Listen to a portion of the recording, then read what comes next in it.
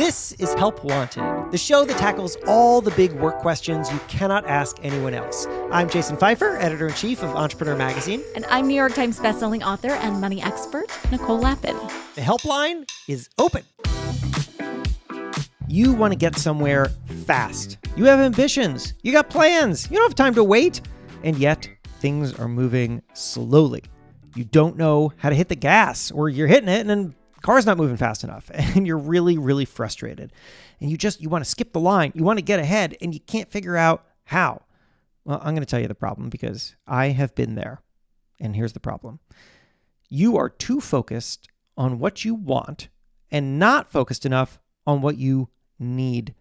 And as a result, you might be missing the solution that's right in front of you.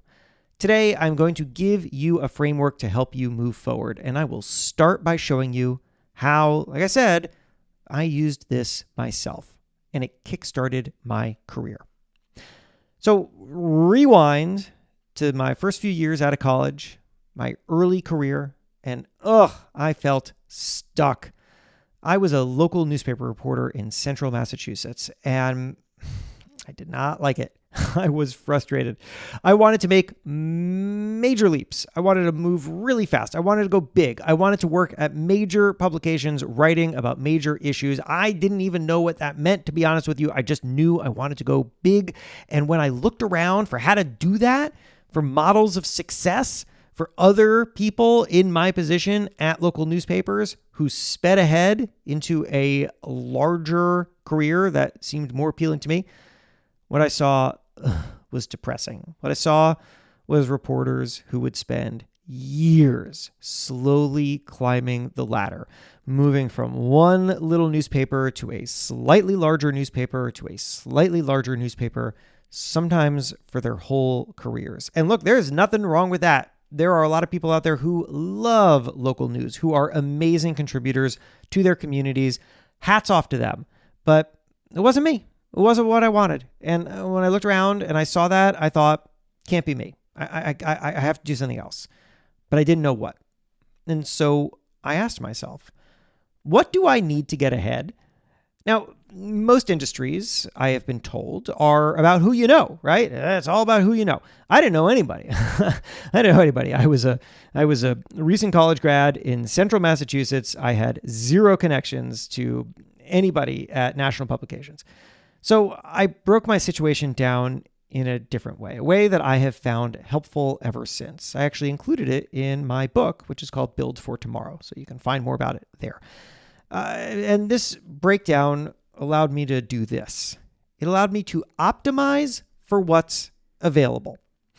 So now let's talk about that. What does that mean? How do you do that? Optimize for what's available. Well, think about what it means to want something. I'm going to get philosophical for a second. What does it mean to want? I mean, I think really you're talking about three things at once. First, you're talking about what you already have, what your starting point is. Then you're talking about the gap between what you have and what you want, the literal distance between them. And then you're talking about how good it would feel to have the thing that you want. That is what it means to want something. But you know what's missing in that whole calculation? It is a practical, cold, objective look at why you don't have that thing you want and what it takes to get it. And to figure that out, you got to break your situation down into three categories. The categories are what I have, what I need, what's available. Let's go through them. What I have, literally, what is the situation? What do you have right now? Good and bad. What do you got? And then what I need. This is not what you want.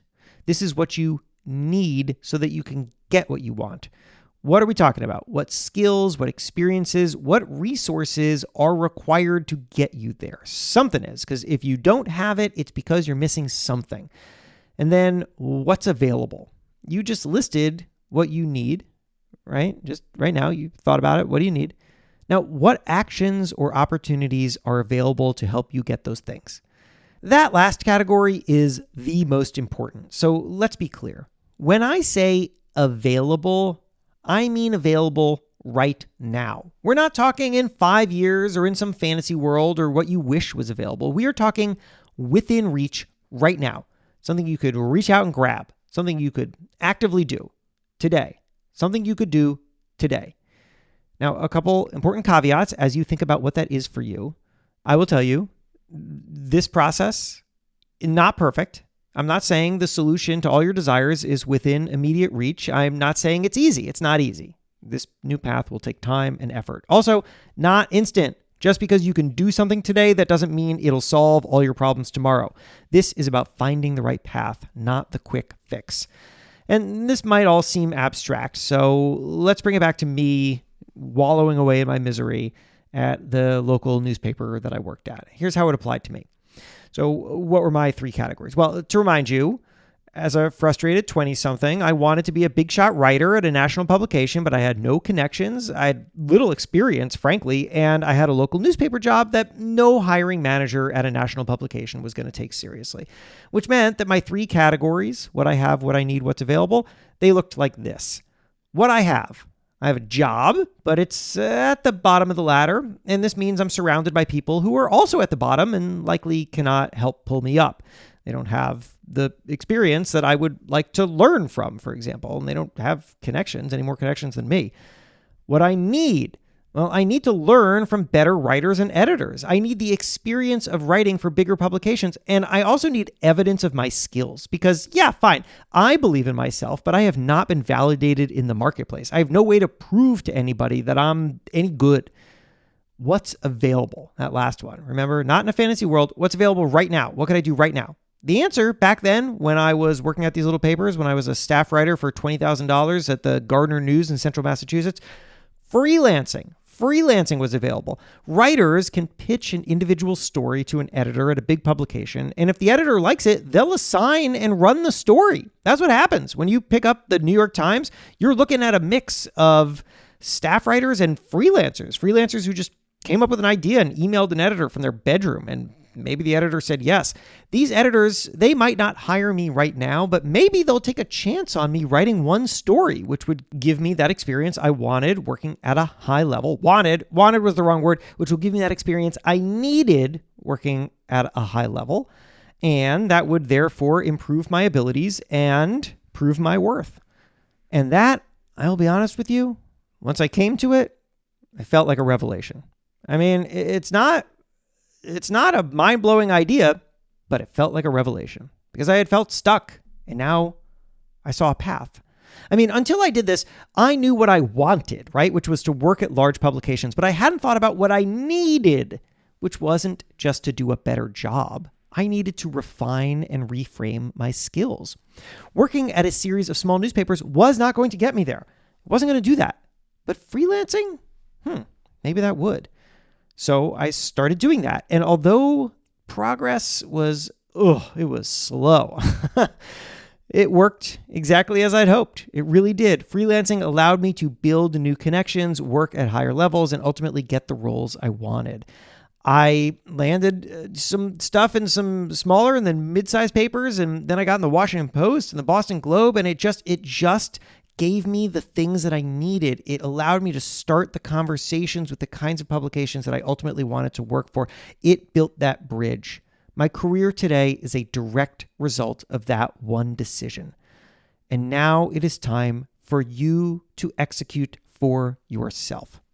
At the very beginning, 9 minutes ago or something, I framed this podcast episode about speed, about the frustrations of moving slowly towards something we want quickly. But that's not quite right, is it? Right? This isn't just about like, I have plans and ambitions and I'm not getting there fast enough. No. We don't need to move fast. What we need is to feel like we're on the right path. And those are different things. One is just about quickness. The other is about certainty. Certainty is what's really important. You don't need immediate gratification. What you need is a sense of progress and control. You need to know that you're meaningfully moving towards your goal and that you've crafted the best route there. But to do that, you must know what you need. And then you must do what's available. What I just shared is something that I originally shared on my newsletter, which is called One Thing Better. It's like a companion to Help Wanted. And each week I put out one way to help you build a career or company that you love. You can find One Thing Better by going to onethingbetter.email. That is a web address. One is spelled out O-N-E. onethingbetter.email. Help Wanted is a production of Money News Network. Help Wanted is hosted by me, Jason Pfeiffer. And me, Nicole Lappin. Our executive producer is Morgan Lavoie. If you want some help, email our helpline at helpwanted@moneynewsnetwork.com for the chance to have some of your questions answered on the show. And follow us on Instagram at Money News and TikTok at Money News Network for exclusive content and to see our beautiful faces. Maybe a little dance? Oh, I didn't sign up for that. All right, well, talk to you soon.